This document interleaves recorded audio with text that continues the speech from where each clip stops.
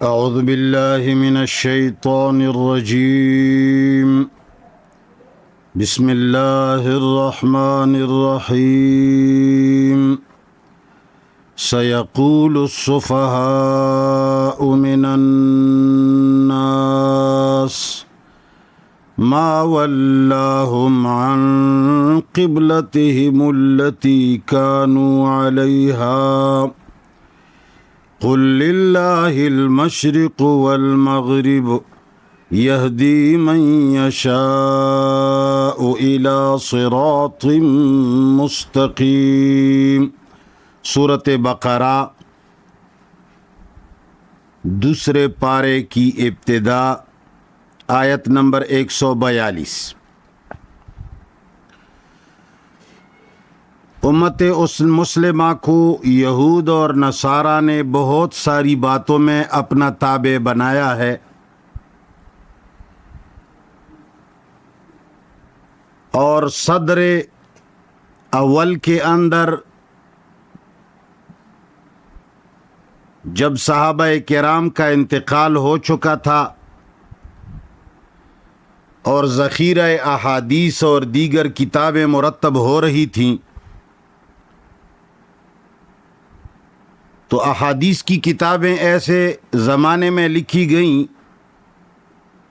جس وقت صحابہ کرام کو انتقال ہوئے 2 سال بیت چکے تھے. 200 سال 200 سال صحابہ کرام کی وفات کے بعد فارس، جس کو موجودہ نام ایران ہے، یہاں مجوس رہتے تھے، نہ شیعہ تھے نہ سنی. ان مجوسیوں نے احادیث کا نقل اور ان کی اسناد اور ان کو پروان چڑھایا، اور احادیث کے ضمن میں مسلمانوں کو وہ دوا پلائی، اور رسول اللہ صلی اللہ علیہ وسلم کے نام کے ساتھ موسوم کر کے اور اس سے نسبت بنا کر ایسا زہر دیا گیا کہ اس زہر کے پینے کے بعد کچھ لوگ شیعہ بن گئے، کچھ لوگ سنی بن گئے. پھر شیعوں کے اندر بھی جو ان کا ذخیرہ روایات پڑھتا گیا تو وہ آپس میں ٹوٹتے گئے اور تقسیم ہوتے گئے، اور سنیوں کے اندر بھی جو احادیث کی کتابوں کا مطالعہ کرتا رہا اور ان کتابوں میں مستغرق ہوتا گیا تو وہ ایک اپنا الگ مذہب اور مسلک اور مشرب بناتا گیا. ٹھیک اسی طرح مسلمان بٹ گئے، اول سنی شیعہ بن گئے، پھر ان میں فرقے بن گئے، اور 1300 سال تک تقریباً ہم یہی بھگت رہے ہیں کہ باوجود اس کے کہ قرآن بنفس نفیس موجود ہے اور یہ اتحاد والی کتاب ہے، یہ مسلمانوں کو متحد رہنے کی ہدایت بھی دیتی ہے اور اس کے اصول بھی بتاتی ہے، مگر ان تمام تر کوششوں کے باوجود مسلمان فرقوں کے اندر بٹتے چلے جا رہے ہیں اور اتحاد کا کوئی نام و نشان تک نظر نہیں آ رہا. اگر قرآن سے یہ مجوسیوں کی روایات کو ہٹا دیا جائے، اگر قرآن کے معانی سے ان مجوسیوں کے گڑے ہوئے روایات کو یک طرف کیا جائے، تو میں قسماً اور حلفاً کہتا ہوں کہ نہ ہی شیعوں کا کوئی عقیدہ ثابت ہوگا اس قرآن سے، نہ سنیوں کا کوئی نظریہ ثابت ہوگا اس قرآن سے. آج یہ قرآن دیوبندیوں کے مدرسے میں دیوبندی بن رہا ہے، بریلیوں کے مدرسے میں قرآن بریلی بن گیا ہے، شیعوں کے مدرسوں میں قرآن شیعہ بنتا ہے، سنیوں کے مدرسوں میں قرآن سنی بنتا ہے۔ قرآن نے مختلف رنگ جو دھارے ہیں، یہ قرآن کے اوپر جو ہر رنگ کا لیبل کا تہمت جو لگایا جا رہا ہے، یہ قرآن کی اپنی غلطی یا قرآن کا اپنا گناہ قطعا نہیں، یہ سارے متنوع قسم کے اور ہزاروں قسم کے معانیاں اور رسوم اور ہزاروں قسم کے پارٹیاں جو یہ قرآن کریم بنا رہا ہے، تو یہ مجوسیوں کی روایات کے زور سے بنا رہا ہے۔ ورنہ اگر ان مجوسیوں کی روایات کو ایک طرف رکھ دیا جائے تو کسی کا باپ قرآن کریم سے نہ کوئی فرقہ ایجاد کر سکتا ہے، نہ کوئی فرقے والا اپنی تائید اس سے لے سکتا ہے۔ قرآن حاشا وکلا فرقوں کی تائید سے بھی بہت اونچا اور پاک ہے، فرقوں کے بنانے سے بھی یہ پاک ہے، اور فرقوں کو پانی پلانی اور ان کو ترقی دینے سے بھی یہ پاک ہے۔ مگر مجوسیوں کی روایات کی طاقت سے قرآن نے شیعیت کے لیے ولایت کا عقیدہ گڑھ کر بنا دیا، اور سنیوں کے لیے انہی روایات کی وجہ سے ہزاروں قسم کے بے بنیاد عقیدے مل گئے۔ شیعوں کو انہی مجوسی روایات نے لکھا کہ عمر نے فاطمہ کے گھر پر حملہ کر دیا، اور انہی مجوسیوں روایات نے شیعوں کو کہا کہ رسول اللہ کاغذ لکھ رہے تھے مگر عمر نے منع کیا، اور انہی مجوسیوں کے روایات نے سنیوں کو کہا کہ بھئی ابو بکر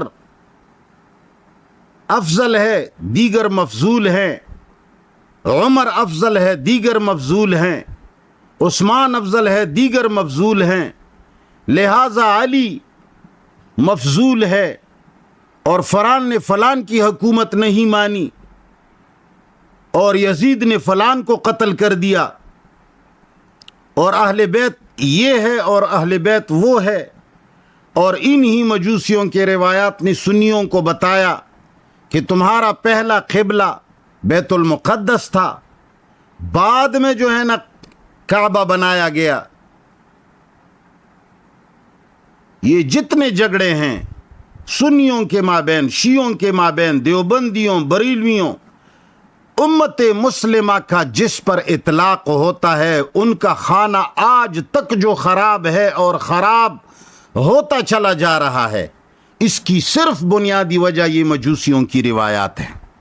اگر ان مجوسیوں کی روایات کو محمد مصطفیٰ کی صحیح احادیث سے چن لیا جائے، یک طرف ان کو آپس میں جدا کیا جائے، ممیز کیا جائے، محمد مصطفیٰ کی صحیح احادیث کو قرآن کے ساتھ فٹ کر کے اور دیگر مجوسی روایات کی نشاندہی کی جائے اور ان کو الگ کیا جائے، تو نہ سنی سنی رہے گا، نہ شیعہ شیعہ رہیں گے، سب مسلمان بن جائیں گے۔ تو ان مجوسیوں کی روایاتوں میں سے ایک روایت کا شاخسانہ یہ بھی ہے کہ بھئی بیت المقدس جو ہے وہ ہمارا پہلا قبلہ ہے، حالانکہ میں اس پر چند دلائل پہلے پیش کروں گا، پھر اس آیت کا ترجمہ کروں گا۔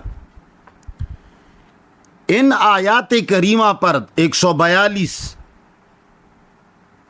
اور 143 144 ان آیات پر جو یہ تہمت لگائی گئی ہے کہ یہ تحویلی قبلہ کے بارے میں ہیں، کہ پہلے مسلمان بیت المقدس کی طرف نماز پڑھتے تھے، بعد میں مکہ کو کعبہ بنایا گیا، حاشا وکلا، ان آیات کا اس مضمون سے کوئی تعلق نہیں۔ پہلی بات یہ یاد رکھیں مسلمانوں، پہلا قبلہ جب دنیا بنی ہے تو سب سے پہلا قبلہ مسلمانوں کا کعبہ ہے اور آج تک ہے اور آخرت تک رہے گا۔ بیت المقدس یا مسجد اقصی جو رسول اللہ صلی اللہ علیہ وسلم کے بعد بنا ہے، مسجد اقصی رسول اللہ صلی اللہ علیہ وسلم کی وفات کے بہت بعد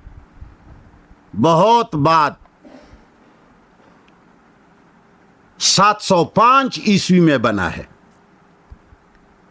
جبکہ رسول اللہ صلی اللہ علیہ وسلم 600 عیسوی کے اندر تشریف لائے تھے،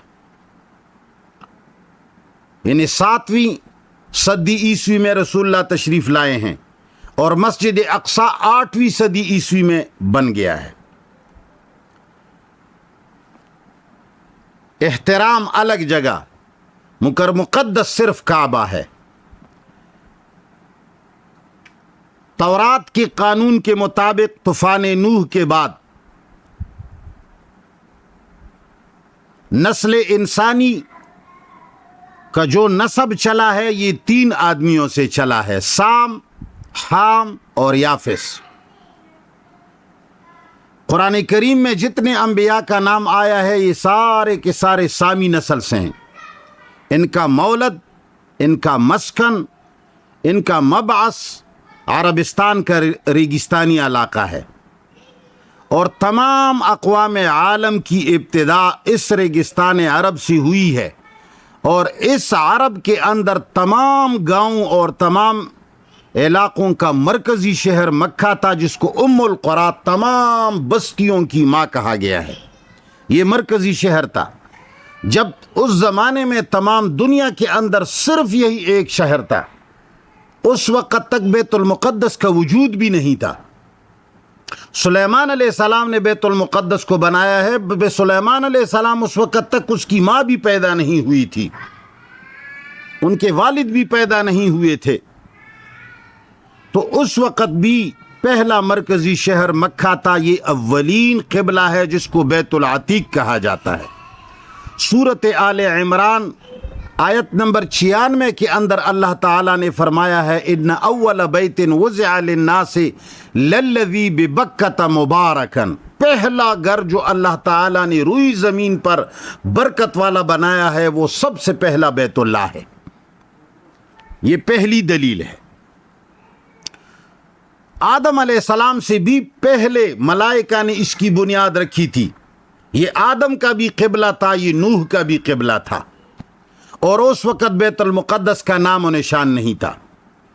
دوسری دلیل، انسانوں کے لیے عالمی اجتماعی مرکز خانہ کعبہ رہا ہے بطور قبلہ و بطور معبد۔ اس کا ثبوت سورہ حج آیت نمبر 26 میں ہے۔ اللہ فرماتے ہیں، اذ بوأنا لإبراہیم مکان البیت، اللہ تعالیٰ فرماتے ہیں کہ ہم نے ابراہیم علیہ السلام کے لیے اجتماعی مرکز خانہ کعبہ کو ان کا ٹھکانہ بنایا۔ لہٰذا یہ دوسری دلیل ہے کہ نوح علیہ السلام کے بعد ابراہیم کا قبلہ بھی بیت اللہ ہی تھا۔ تیسری دلیل، مرکزیت کعبہ کی سورہ حج کی آیت ہے 27۔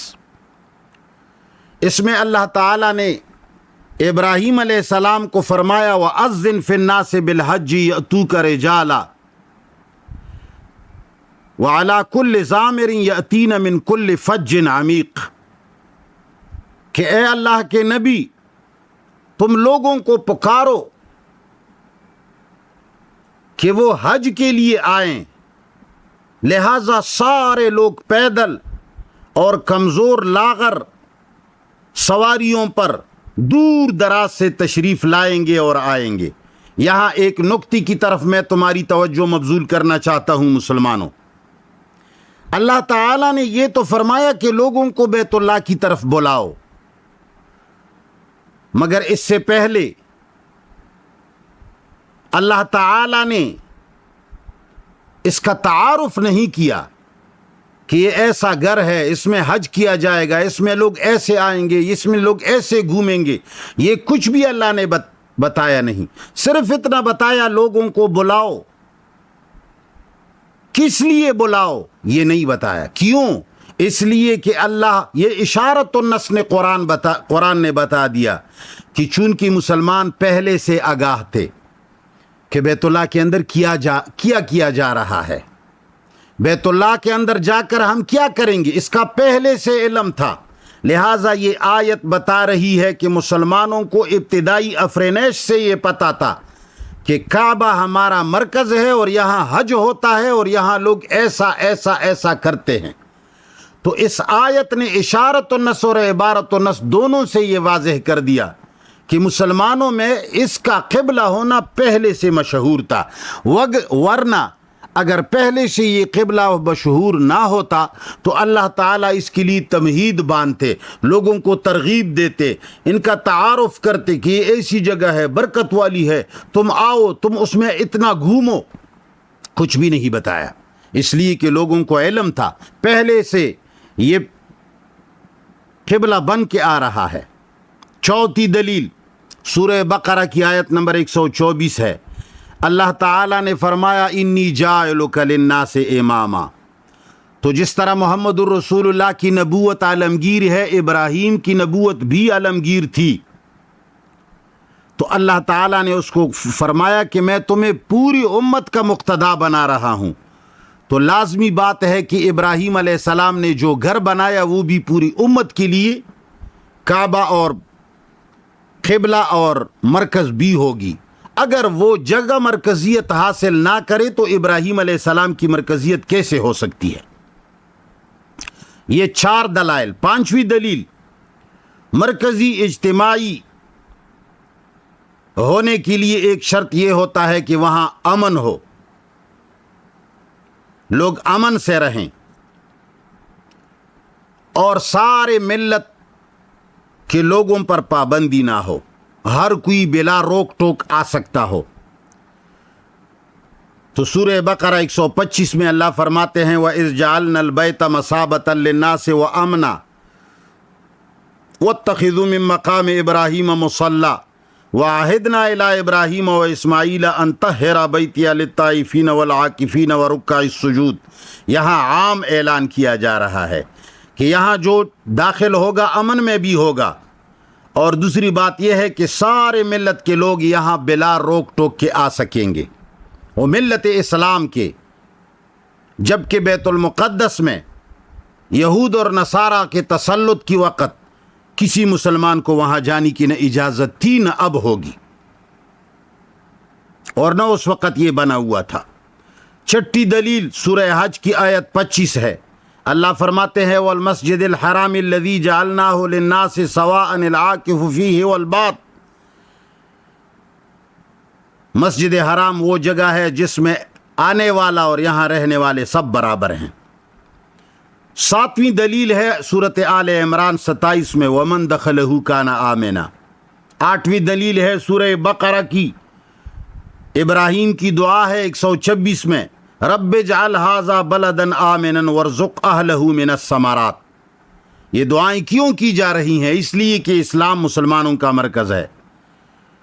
9ویں دلیل سورہ بقرہ کی 127 سے لے کر 128 تک اذ یرفع ابراہیم القواعد من البیت و اسماعیل ربنا تقبل منک انک انت السمیع العلیم۔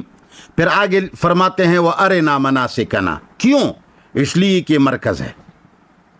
لہٰذا 9 دلائل سے یہ بات ثابت ہو گئی کہ سب سے پہلا قبلہ وہ آدم علیہ السلام کی پیدائش سے پہلے بنا ہوا تھا، ملائکہ نے اس کی بنیاد رکھی تھی، جبکہ بیت المقدس سلیمان علیہ السلام نے بنایا، اور سلیمان علیہ السلام آدم اور نوح کے بہت بعد گزرے ہیں۔ ابراہیم کے زمانے میں بھی یہ قبلہ تھا۔ معارف القرآن کے اندر صفحہ نمبر 374 سے لے کر 375 تک لکھا ہے کہ رسول اللہ جب مکہ میں رہتے تھے تو پہلے خانہ کعبہ قبلہ تھا، ہجرت کے بعد بیت المقدس قرار دیا گیا۔ کہتے ہیں کہ جب مدینہ چلا گیا تو پھر پہلے کا حکم دیا گیا، مگر افسوس کی بات یہ ہے کہ مفتی صاحب نے اس سے پہلے یہ بھی لکھا ہے کہ آدم علیہ السلام دنیا میں آنے سے پہلے نے طوفان نوح کے بعد پھر ابراہیم علیہ السلام نے اللہ کے حکم سے اس کو دوبارہ تعمیر کیا، اور یہی رسول اللہ کا قبلہ تھا۔ ہجرت سے قبل رسول اللہ صخرہ اور کعبہ کو یکساں سجدہ کرتے رہے، مگر ہجرت کے بعد بیت المقدس قبلہ بنا۔ ہم پوچھتے ہیں کیسے بنا؟ دلیل کیا ہے؟ پوری امت جمع ہو جائے، ایک دلیل ابھی تک امت پیش نہیں کر سکی کہ رسول اللہ صلی اللہ علیہ وسلم کو بیت المقدس کی طرف منہ کرنے کی آیت کہاں گئی، کس پارے میں نازل ہوئی، کس صورت میں نازل ہوئی، نازل ہو کر دوبارہ کہاں چلی گئی؟ کسی کے پاس یہ دلیل نہیں ہے، مگر ایک بے بنیاد پراپیگنڈا کیا جا رہا ہے کہ بھئی رسول اللہ جب مکہ سے مدینہ تشریف لے گئے تو پھر حکم تبدیل ہوا کہ تم اب بیت المقدس کی طرف منہ کرو۔ ہم کہتے ہیں وہ آیت کہاں ہے، وہ حکم کہاں ہے، وہ کس آیت میں ہے، وہ کس صورت میں ہے؟ ندارت۔ کہتے ہیں کہ بھئی یہ تالیفاً للقلب، ان کی قبلے کی طرف منہ کیا گیا۔ ہم کہتے ہیں کہ قرآن سورہ بقرہ 145 میں کہتے ہیں لَإِنْ أَتَيْتَ الَّذِينَ أُوتُوا الْكِتَابَ بِكُلِّ آيَةٍ مَا تَبِعُوا قِبْلَتَكَ وَمَا أَنْتَ بِتَابِعٍ قِبْلَتَهُمْ وَمَا بَعْضُهُمْ بِتَابِعِ قِبْلَةَ بَعْضٍ۔ اللہ فرماتے ہیں کہ اگر تو اہل کتاب کو بہت ساری نشانیاں اور دلائل بھی بتا دیں تو وہ تمہاری قبلے کی اتباع نہیں کرے گا۔ وَمَا أَنْتَ بِتَابِعٍ قِبْلَتَهُمْ، نہ تو ان کی قبلے کا اتباع کرے گا۔ بتابعن اس میں فاعل ہے مولانا صاحب، اور اس میں فاعل کے ساتھ زمانے کا کوئی سروکار نہیں ہوتا، زمانے کا تعلق فعل سے ہوتا ہے، اسم سے نہیں ہوتا۔ بتابعن اس میں فاعل ہے، اس میں کسی زمانے کی تخصیص نہیں ہے۔ اس کا معنی یہ بنتا ہے کہ اے پیغمبر تمہارا ان کے قبلے سے کوئی تعلق نہ تھا، نہ ہے، نہ رہے گا۔ تو اللہ نے جب فرمایا کہ تمہارا ان کے قبلے کے ساتھ تعلق نہیں، ان کا تمہارے قبلے کے ساتھ تعلق نہیں، تو تم کس دلیل کی بنیاد پہ محمد مصطفیٰ کو بیت اللہ سے منہ مڑوا کر بیت المقدس کی طرف 17 مہینے نماز پڑھوا رہے ہو؟ کس دلیل کی بنیاد پر دلیل کیا ہے؟ نہیں جی، یہ تو بس صرف روایت ہے جی، روایت میں آیا ہے۔ یاد رکھنا روایت جو ہے وہ انتہائی کمزور ہے۔ کبھی کہا جاتا ہے کہ ما نسخ من القرآن الا القبلہ، کہتے ہیں پہلی نسخہ جو ہے نا وہ قبلے کے بارے میں آئی ہے، طبری کہتا ہے۔ لیکن تمہیں پتہ ہے کہ جس روایت کے اندر یہ بات آئی ہے وہ علی بن طلحہ عبداللہ ابن عباس سے نقل کرتا ہے، حالانکہ علی بن طلحہ مدلس اور فراڈیا ہے۔ جب تک اپنی شیخ کی وضاحت نہیں کرے گا اس کی روایت قبول نہیں ہوگی۔ ابن حجر نے اس کے بارے میں کہا ہے کہ اس کا سرے سے ابن عباس کے ساتھ کبھی ملاقات اور زیارت بھی نہیں ہوئی۔ ابن ابی حاتم نے المراسیل میں لکھا ہے کہ یہ ابن علی ابن ابی طلحہ لم یسمع من ابن عباس تفسیراً، اس نے کبھی ابن عباس سے سبق ہی نہیں پڑھا۔ امام احمد نے کہا ہے یہ پاگل ہو گیا تھا۔ ابن حبان کہتے ہیں اس کی غفلت اتنی تھی کہ محلے والے جھوٹے روایات لکھ کر کے اس کے گھر میں ڈالتے تھے اور یہ کل اس کو بیان کرتے تھے کہ بھئی رسول اللہ نے فرمایا ہے۔ ذہبی نے لکھا ہے لہو اغالیتن، اس کے بہت سارے اغلاط ہیں۔ جزرہ نے اس کو کذاب کہا۔ ابن حجر نے اس کے مناکیر کا دعویٰ کیا۔ اور سب سے شرم کی بات یہ ہے کہ روایت کو ابن عباس سے نقل کیا جا رہا ہے، مگر عبداللہ ابن عباس جس وقت تحویل قبلہ کا معاملہ ہو رہا تھا جس زمانے میں، اس وقت عبداللہ ابن عباس 23 ماہ کا تھا۔ 23 ماہ کا بچہ کیسے روایت پڑھتا ہے اور کیسی رسول اللہ سے سنتا ہے اور کیسی دوسروں کو بتاتا ہے۔ اور تحویل قبلہ کی جو روایت براء ابن عازب سے نقل کی گئی ہے یہ روایتاً اور درایتاً ضعیف ہے، ساری دنیا کو پتہ ہے۔ مسجد نوح دنیا میں پہلی کی مسجد ہے۔ مسجد نوح کا محراب اور قبلہ بھی بیت اللہ کی طرف ہے۔ مسجد صالح کا قبلہ بھی بیت اللہ کی طرف ہے۔ رسول اللہ صلی اللہ علیہ وسلم جب پہلے مدینہ تشریف لے جا رہے تھے، لے جاتے وقت راستے میں اس نے ایک مسجد بنائی ہے، مسجد قباء۔ یہ زمانہ 622 عیسوی کا تھا۔ 622 عیسوی میں یہ مسجد بنی، اس کا قبلہ بھی بیت اللہ کی طرف ہے۔ پھر جا کر کے مدینہ منورہ میں جو مسجد بنی، مسجد نبوی، اس کا قبلہ بھی بیت اللہ کی طرف ہے۔ مسجد قبلتین بیچ میں کوئی چیز پتہ نہیں کس زمانے میں بنا دی گئی، اور سب سے پہلے مسجد جو بن گئی تھی وہ مسجد قباء ہے، جس کے بارے میں اللہ نے فرمایا ہے مسجد اسس علی التقوی۔ اور یہ مسجد اقصی جس کو آپ یہ لوگ قبلہ سمجھتے ہیں اور مقدس سمجھتے ہیں، یہ یاد رکھیں یہ رسول اللہ صلی اللہ علیہ وسلم سے 100 سال بعد بنی ہے۔ جس وقت سورت بنی اسرائیل نازل ہو رہی تھی، سبحان الذی اسری بعبدہ لیلا من المسجد الحرام الی المسجد الاقصی، یہ آیت جب نازل ہو رہی تھی اس وقت مسجد اقصی کا کوئی وجود نہیں تھا۔ اس سے 100 سال 705 عیسوی میں یہ مسجد بنی ہے، اور اس کو مسجد اقصی نام دیا گیا ہے۔ تو لہٰذا میں نے وضاحت کی ہے سورۃ بنی اسرائیل کے اندر، سبحان الذی اسری بعبدہ لیلا من المسجد الحرام الی المسجد الاقصی کے، کہ وہاں مسجد اقصی سے دور کی مسجد مراد ہے اور وہ مسجد نبوی ہے، اور یہ ہجرت کا واقعہ بیان ہوا ہے۔ اس آیت کا معراج سے کوئی تعلق نہیں ہے، یہ روایات کی بنیاد پر اس آیت کا تعلق معراج سے بنا دیا گیا ہے۔ اس امت کے ساتھ پتہ نہیں کیا کچھ ہوا اور کیا کچھ یہ کرتے ہیں۔ اب سن لو، سیقول السفہاء من الناس ما ولاہم عن قبلتہم التی کانوا علیہا۔ اب اس آیت کے معنی اور ترجمے کو دیکھو، روایات کو ایک طرف رکھ کر کے تم لوگوں کو اس آیت کا ترجمہ واضح بتا دے گا کہ اس آیت کا تحویل قبلہ سے کوئی تعلق نہیں ہے۔ جب رسول اللہ صلی اللہ علیہ وسلم مکہ سے مدینہ تشریف لے گئے، اور رسول اللہ کا قبلہ چونکہ میں نے 9-10 دلائل سے بیان کیا کہ آدم کا قبلہ بھی بیت اللہ، نوح کا قبلہ بھی بیت اللہ، صالح کا قبلہ، ہود کا قبلہ، سلیمان کا قبلہ۔ جس وقت سلیمان علیہ السلام بیت المقدس بنا رہے تھے تو بھی وہ قبلہ بیت اللہ کو سمجھ رہے تھے، اور اس طرف وہ منہ موڑ کر نماز پڑھ رہے تھے۔ ان سب انبیاء کا قبلہ بیت اللہ تھا، لیکن چونکہ بیچ میں یہود اور نصارہ نے ابراہیم علیہ السلام کے اتباع کو چھوڑ دیا۔ آپ لوگ سورہ بقرہ کی آیت نمبر 130 دیکھیں، اس میں اللہ نے فرمایا ہے وَمَن يَرْغَبُ عَن مِّلَّةِ إِبْرَاهِيمَ إِلَّا مَن سَفِهَ نَفْسَهُ۔ کون ہے جو ملت ابراہیم سے منہ موڑے گا سوائے بے وقوف لوگوں کے؟ ابراہیم کی جو ملت ہے، ان کا کعبہ ہے، ان کی مرکزیت ہے، ان پر نازل ہوا دین ہے، وہ سارے انبیاء کرام کا دین ہے۔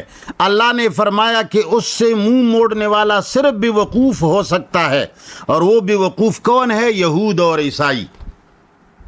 تو جب یہ رسول اللہ مدینہ تشریف لے گئے اور مدینہ کے اندر دعوت چلی اور پرانے انبیاء کرام کا دین کھل گیا اور ساری دنیا کو روشنی آ گئی، قرآن کریم نے لوگوں کو اندھیروں سے نکال کر روشنی کی طرف لے آئے، تو وہاں کی یہودی بھی مسلمان ہو گئے، انہوں نے کلمہ پڑھا، اور یہودیوں کا کعبہ اور ان کا قبلہ جو تھا وہ بیت المقدس تھا، وہ اس کو بڑا مقدس سمجھتے تھے۔ تو جب یہودی مسلمان ہو گئے، جس طرح کہ عبداللہ بن سلام اور دیگر یہودی تھے پہلے، مسلمان ہو گئے، تو انہوں نے بیت المقدس کی طرف رخ چھوڑ دیا اور فوراً بیت اللہ کی طرف سجدہ کرنے لگے۔ تو اللہ تعالیٰ نے پیشگی میں فرمایا کہ بے وقوف لوگ یہ اعتراض کریں گے کہ بھئی پہلے یہ قبلہ تھا، اب وہ قبلہ، یہ جو 10 اور 12 اور 20 سال جو اس طرف بیت المقدس کی طرف نماز پڑھے، کیا یہ غلط کر رہے تھے؟ جس طرح کہ پاکستان میں کوئی پارٹی کو تبدیل کرتا ہے اور پھر اپنی پارٹی کے پیچھے لیت العال اور فضول باتیں کرتا ہے، تو لوگ کہتے ہیں کہ بھئی تم تو اس پارٹی میں 10 سال رہے ہو اور تم نے 2 مرتبہ الیکشن بھی جیتا ہے، تو کیا پھر یہ 10 سال تک تو اس میں غلط تھے؟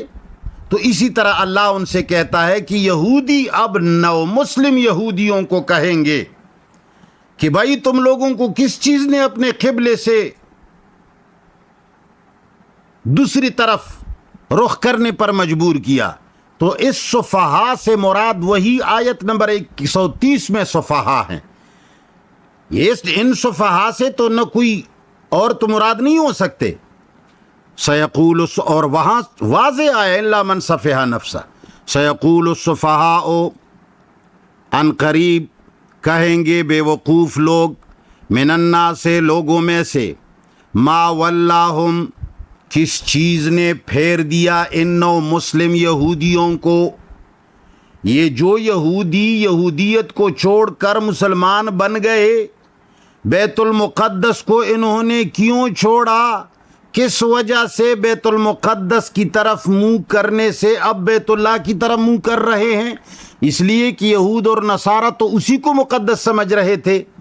تو اللہ نے فرمایا یہ بے وقوف ابھی کہیں گے ما ولاہم کس چیز نے پھیر دیا ان کو، ہم نو مسلموں کو، عن قبلتہم ان کے اپنے قبلہ سے، التی وہ قبلہ، کانوا علیہا جس پر وہ پہلے تھے.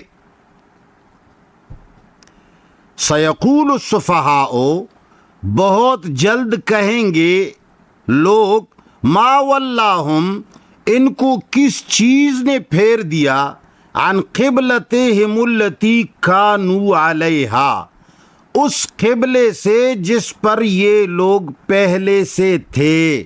یعنی بیت المقدس سے ان کو منہ موڑنے پر کس چیز نے مجبور کر دیا؟ قل اللہ فرماتے ہیں تم انہیں جواب دو، للہ المشرق والمغرب، مشرق اور مغرب میں کچھ نہیں رکھا ہوا ہے. مشرق بھی اللہ کا ہے، مغرب بھی اللہ کا ہے. یہ سمتوں کے اندر کچھ نہیں رکھا کہ شمال جنوب کی طرف نماز پڑھو یا شمال کی طرف نماز پڑھو، یا مشرق کی طرف پڑھو یا مغرب کی طرف پڑھو. اللہ نے فرمایا ان سے کہو کہ مشرق اور مغرب کے اندر کچھ نہیں رکھا، سب اللہ کے ہیں. للہ المشرق والمغرب، مشرق بھی اللہ کا، مغرب بھی اللہ کا. یہدی من یشاء وہ راہ دکھاتا ہے جس کو ہدایت پہ پا لیتا ہے، الی صراط مستقیم، صراط مستقیم کی طرف. اللہ تعالی جن کو راستہ دکھانے، جس کو راستہ ڈھونڈنے کا شوق ہو، اللہ ان کو راستہ دکھا دیتا ہے. اب یہ مسلمانوں کا قبلہ شروع سے اللہ تعالیٰ نے بیت اللہ رکھا ہے، تو چونکہ مسلمانوں کا قبلہ ہی بیت اللہ اور کعبہ ہے، اس لیے انہوں نے منہ بیت المقدس سے موڑا اور بیت اللہ کی طرف ہو گئے. اللہ کی ہدایت کو ان لوگوں نے پا لیا. آگے دیکھو، وَكَذَلِكَ جَعَلْنَاكُمْ اور اسی طرح ہم نے بنایا تمہیں امتاً وسطاً، امت درمیانہ. وسط اصل میں عمدہ چیز کو کہا جاتا ہے، جو چیز کا بیچ ہوتا ہے، تو یہاں عمدگی اور اچھائی کی طرف اشارہ ہے. وَكَذَلِكَ جَعَلْنَاكُمْ اور ہم نے بنا دیا تمہیں امتاً وسطاً، امت بہترین. کس چیز کے لیے؟ لِتَكُونُوا شُهَدَاءَ اس لیے کہ تم ہو جاؤ گواہ، علی الناس سے لوگوں کے اوپر.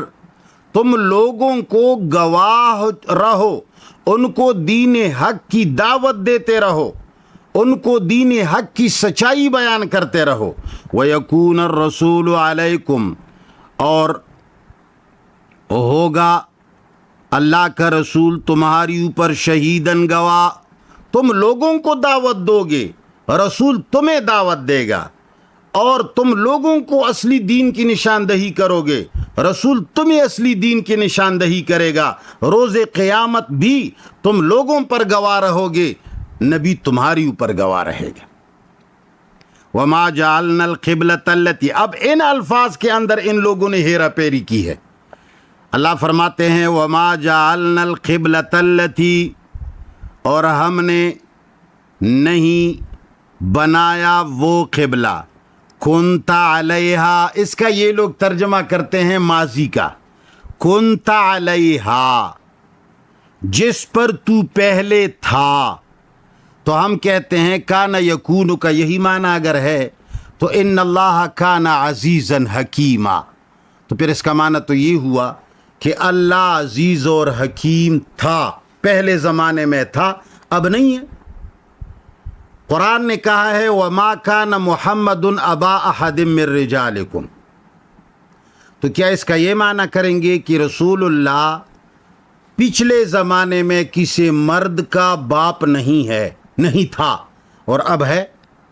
اب اس کا باپ اب اس کا مرد بیٹا ہے، پہلے بھی نہیں تھا اب بھی نہیں ہے۔ کانا کا معنی صرف یہ نہیں ہے کہ تم روزانہ اس کو ماضی میں دکھیلتے رہو، اس کا معنی حال اور اس کا معنی مستقبل دونوں ہوتا ہے۔ جس جگہ امام راضی رحمۃ اللہ علیہ نے یہ قصہ چھیڑا ہے وہاں آپ لوگ دیکھ سکتے ہیں، امام راضی نے لکھا ہے کہ کانا بمعنی صارا ہے، اور انہوں نے اس کا حوالہ ابو مسلم سے دیا ہے، اور علامہ دبستانی نے بھی یہی کہا ہے کہ اس کا معنی ازل اور ابد ہے۔ جس طرح کہ کان اللہ عزیزا حکیمن کا معنی یہ ہے کہ اللہ ازل تا ابد عزیز اور حکیم ہے، جس طرح ما کان محمد ابا احد من رجالکم، شروع سے اب تک اور آخر تک محمد کسی آدمی کا باپ نہیں، تو یہاں بھی یہ سارا کے معنی میں ہے وما جعلنا القبلۃ التی، اور نہیں بنایا ہم نے اس قبلے کو کنت علیہا جس پر تو ہے، جس طرح کہ کان اللہ عزیزا حکیمن کا معنی ہم کرتے ہیں اللہ عزیز اور حکیم ہے، محمد مصطفیٰ کسی آدمی کا باپ نہیں ہے۔ قرآن میں 10 جگہ کان اللہ عزیزا حکیمن آیا ہے، تم کہیں بھی اس کا ماضی کا ترجمہ نہیں کر سکتے ہو، لہٰذا معنی یہ ہوگا وما جعلنا القبلۃ التی، اور ہم نے نہیں بنایا اس قبلے کو کنت علیہا جس پر تو پہلے سے ہے، جس قبلے پر تو پہلے سے ہے یعنی بیت اللہ پر، اس کو ہم نے قبلہ کیوں بنایا؟ الا اس لیے ہم نے اس کو برقرار رکھا، لنعلم تاکہ ہم ظاہر کر دیں، من یتبع الرسول کہ کون اتباع کرتا ہے رسول کی، ممن ان لوگوں سے، ینقلب علی عقبیہ جو اپنا پیچھے پھرتا ہے۔ اللہ فرماتے ہیں کہ ہم نے پرانے قبلے کو برقرار اس لیے رکھا کہ ہم یہود اور نصارہ کا امتحان لیتے ہیں کہ دیکھیں وہ ہمارے رسول کی اتباع کرتا ہے یا نہیں کرتا، اپنے پرانے والے جو انہوں نے اپنی طرف سے گڑا ہے بیت المقدس ہی پر پکے رہتے ہیں۔ اللہ فرماتے ہیں ہم ان کو ممتاز کرنے کے لیے اور ان سے جدا کرنے کے لیے ہم نے اس قبلے کو برقرار رکھا۔ وَإِنْ كَانَتْ لَكَبِيرَةً، اگرچہ یہ قبلہ تبدیل کرنا بہت مشکل ہے، پہلے سے ایک آدمی سینکڑوں سالوں سے کسی گمراہی پر ڈٹا ہوا ہے، بیت المقدس کی طرف نمازیں پڑھتا ہے، تو اس کو قبلے بیت اللہ کی طرف آنا آسان نہیں ہے۔ وَإِنْ كَانَتْ لَكَبِيرَةً، اگرچہ تبدیلی قبلہ بہت گران اور مشکل کام ہے، مگر علی الذین، ان لوگوں پر کوئی مشکل نہیں، ہد اللہ، جن کو اللہ نے سیدھے راہ پہ پایا ہے، جن کو اللہ نے سیدھے راہ پہ پایا ہے۔ حد اللہ کا ترجمہ لوگ کرتے ہیں جس کو اللہ نے ہدایت دی ہے، اس پہ یہ شبہ ہوتا ہے کہ پھر ہدایت بھی اللہ دیتا ہے، گمراہ بھی اللہ کرتا ہے، پھر ہمیں کیوں پکڑتا ہے؟ تو ہم اس کے معنی کے اندر جس طرح کے ثلاثی مجرد کے اندر وجدان کی خاصیت کو صرفیین نے مانا ہے، تو ہم ثلاثی مزید کے اندر بھی وجدان کی خاصیت کو لازم مانتے ہیں۔ یہ لوگوں نے استقراء سے اور اپنی کوششوں سے خاصیات بنائے ہیں، لہٰذا وہاں ہے تو یہاں بھی ہے، اس لیے کہ جب ثلاثی مزید کے اندر وجدان کی خاصیت کو ہم ملحوظ نظر رکھیں گے تو وَمَن يَهْدِهِ اللَّهُ فَلَا مُضِلَّ لَهُ وَمَن يُضْلِلْهُ فَلَا هَادِيَ کا معنی پھر غلط نہیں ہوتا، جس کو یہ 8 سال والے علماء شاید نہیں سمجھیں گے۔ تو اللہ فرماتے ہیں اِلَّا عَلَى الَّذِينَ، مگر ان لوگوں کے لیے مشکل نہیں ہے، هَدَى اللَّهُ، جن کو اللہ نے ہدایت پہ پایا ہے، یعنی وہ پہلے سے ہدایت ڈھونڈ رہے ہیں۔ وَمَا كَانَ اللَّهُ، اور نہیں ہے اللہ، لِيُضِيعَ ایمانکم، کہ تمہاری ایمان کو برباد کرے۔ اللہ تمہاری ایمان کو برباد نہیں کرتا، وہ تمہیں سیدھا سیدھا قبلہ بتاتا ہے کہ بیت اللہ شروع سے قبلہ ہے، اب بھی قبلہ ہے۔ ان اللہ بالناس لرؤوف الرحیم، یقیناً اللہ لوگوں کے اوپر بڑا مہربان اور رحم کرنے والا ہے۔ اب آیت نمبر 144 کو، قد نرا تقلب وجہک فی السماء، اس آیت کو لوگوں نے ایک پورا ڈرامہ بنا دیا ہے کہ بھائی رسول اللہ صلی اللہ علیہ وسلم کو جب اللہ نے حکم دیا کہ تم بیت اللہ کو چھوڑ کر بیت المقدس کی طرف منہ کرو، تو رسول اللہ بڑے تنگ دل تھے، روزانہ اوپر دیکھتے تھے کہ بھئی یہ بیت المقدس سے کب جان چھوٹی گی، بیت المقدس سے کب جان چھوٹی گی تاکہ بیت اللہ کی طرف میں منہ کروں۔ تو آپ ایمان سے کہیں، جب رسول کو اللہ کہے کہ بیت المقدس کی طرف منہ کرو اور وہ تنگ ہو کہ میں یہ جان کب چھوٹے گی تاکہ میں بیت اللہ کی طرف منہ کروں، تو کیا یہ پیغمبر اللہ کے حکم کا ماننے والا ہے؟ یہ تو اللہ تعالیٰ کے حکم کو بوجھ سمجھ رہا ہے، یہ تو نبی کے اوپر بہتان ہے۔ یہ تو تم لوگوں نے پتہ نہیں کیا ڈرامہ بنایا ہے۔ اللہ تم لوگوں کو ہدایت دے، عوام تو سمجھ نہیں رہی ہیں، اگر عوام کو کوئی سمجھا دے تو تمہارے چہروں پر تپڑ مار دیں گے۔ پیغمبر اللہ کے حکم سے تنگ نہیں ہوتا، وہ کیسے اوپر نیچے دیکھے گا کہ بھئی تم نے تو مجھے غلط حکم دیا ہے اور کبھی صحیح حکم دو گے؟ یہ کیا بات کر رہے ہو اللہ کے بندے؟ اس کا معنی یہ نہیں ہے تمہارے ہی کتاب ہے مفردات القرآن امام راغب، یہ ذرا دیکھ لیں، اس کے اندر خدا کے لیے فَلَنُوَلِّيَنَّكَ کا ترجمہ اس میں دیکھ لیں، اس میں فَلَنُوَلِّيَنَّكَ قِبْلَةً تَرْضَاهَا، اس نے پوری تشریح کی ہے، اس نے بتایا ہے کہ اگر اس کے صلے میں عن آیا ہو، اگر عن کے ساتھ اس کو متعدی کر دیا گیا ہو تو پھر اس کا معنی توجہ ہٹانے کا ہوتا ہے، لیکن اگر یہ بنفس نفیس متعدی ہوا ہو عن کے ساتھ یا کسی اور لفظ کے ساتھ اس کو متعدی نہ کیا گیا ہو تو اس کا معنی ہوتا ہے وارث بننا، والی بننا، متولی بننا۔ اس کا معنی یہ ہوتا ہی نہیں ہے۔ یہاں پیغمبر صلی اللہ علیہ وسلم جب مدینہ گئے تو پریشان تھے کہ میرے دادا اور میرے آبا و اجداد کا جو اسلامی مرکز ہے، ان اول بیت وضع للناس للذی ببکۃ مبارکا ہے، وَإِذْ يَرْفَعُ إِبْرَاهِيمُ الْقَوَاعِدَ مِنَ الْبَيْتِ ہے، وہ اللہ کا گھر جو تمام انبیاء کرام کا مرکز رہا ہے، ہائے وہ ہم سے ہاتھ سے گیا اور مشرکین کے ہاتھ میں آیا۔ اب وہ مرکز جو ابراہیم نے بنایا تھا اللہ کی عبادت کے لیے، وہ بت کدہ بن گیا۔ تو محمد مصطفیٰ صلی اللہ علیہ وسلم پریشان اس پر تھے کہ مشرکین نے مرکز پر قبضہ کیا ہے، اور بار بار آسمان کی طرف دیکھنا یہ اصل میں دیکھنا نہیں ہے۔ قد نرا تقلب وجہک فی السماء سے اللہ تعالی یہ کنایا ہے پریشانی سے، غم سے۔ اللہ فرماتے ہیں ہم آسمانوں میں تمہاری پریشانی کو محسوس کر رہے ہیں کہ تم بڑے پریشان ہو کہ اللہ کا وحدانیت کا گھر بتکدہ بن گیا اور مشرکین کے ہاتھوں میں، ہمارا مرکز مشرکین کے ہاتھوں میں ہے۔ اللہ نے فرمایا بہت جلد تمہیں اس پر قابض کر دوں گا، بہت جلد تم اس کو فتح کر لو گے، بہت جلد تو اس کا وارث بن جائے گا۔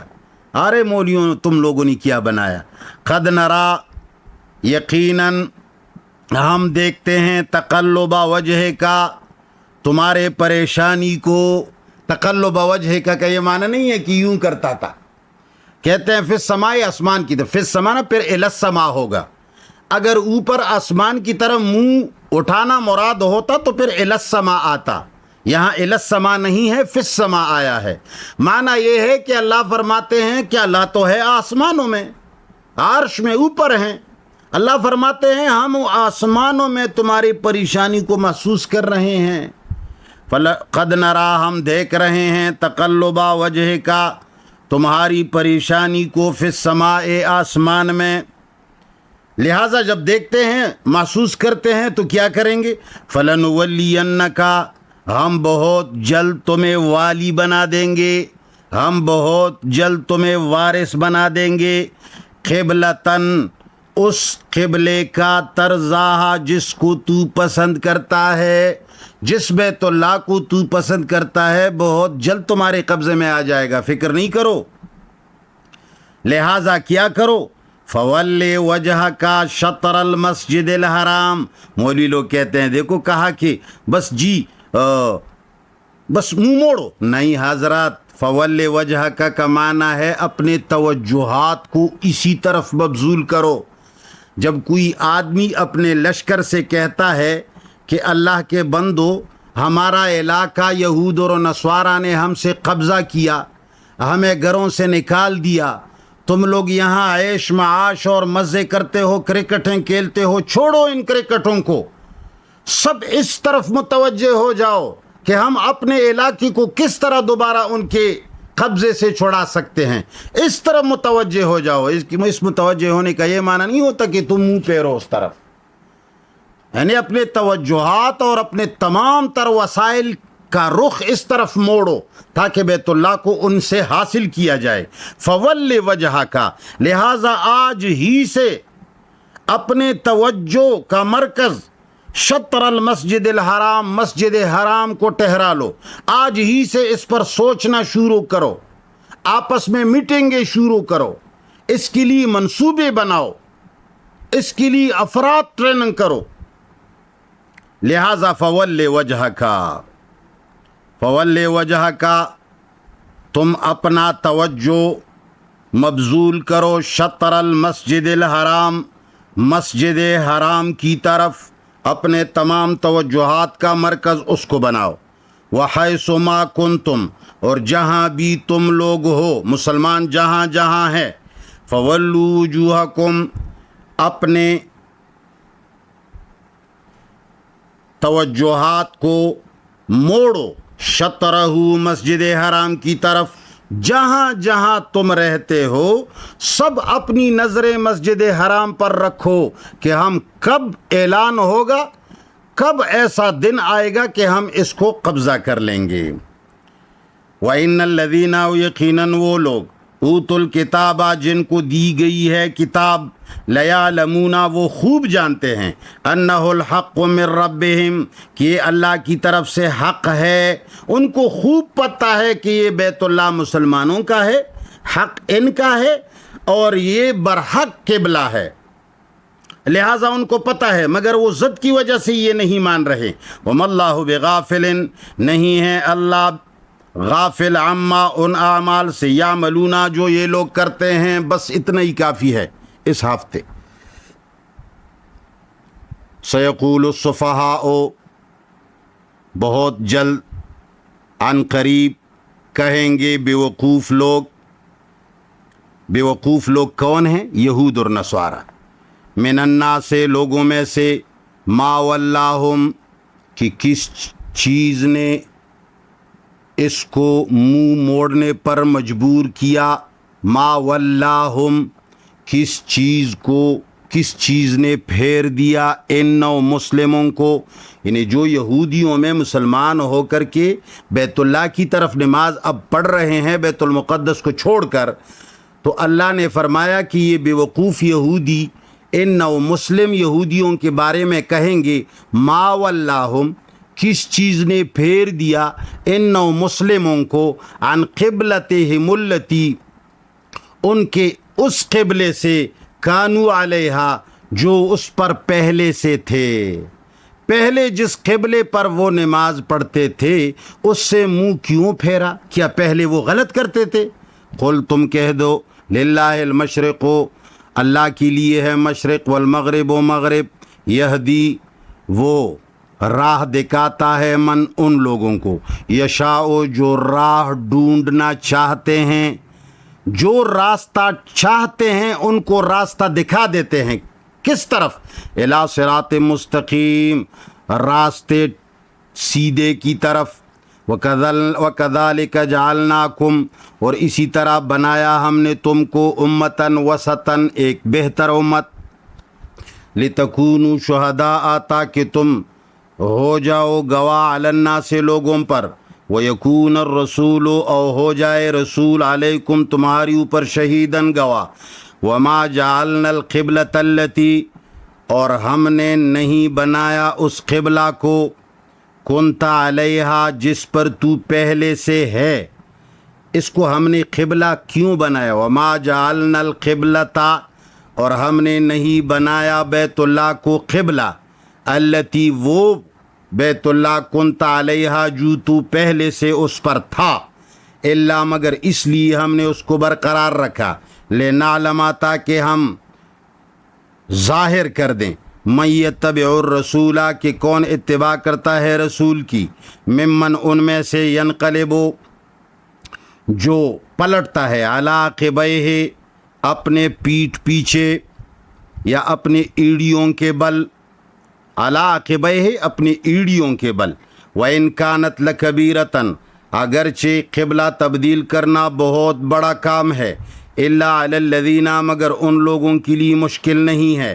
ہدی اللہ جن کو اللہ نے ہدایت پہ پایا، وما کان اللہ اور نہیں ہے اللہ لیضیع ایمانکم کی برباد کرے تمہارے ایمان کو، ان اللہ بالناس یقیناً اللہ بندوں پر لرؤوف مہربان ہے، رحیم رحم کرنے والے ہیں، قد نرا یقیناً ہم دیکھتے ہیں، تقلب وجہ کا تمہاری پریشانی کو، فی السماء آسمان میں، فلنولینک تو عن قریب ہم تمہیں وارث اور والی بنا دیں گے، قبلتاً اس عظیم قبلہ بیت اللہ کی، ترضاہا تاکہ تو خوش ہو جائے، فول وجہ کا پس اپنے توجہات کو موڑ لو، شطر المسجد الحرام مسجد حرام کی طرف، وحیث ما کنتم اور جہاں بھی تم ہو، فولوا وجوہکم اپنے توجہات کو موڑو، شطرہ مسجد حرام کی طرف، وَإِنَّ الَّذِينَ اور یقیناً وہ لوگ،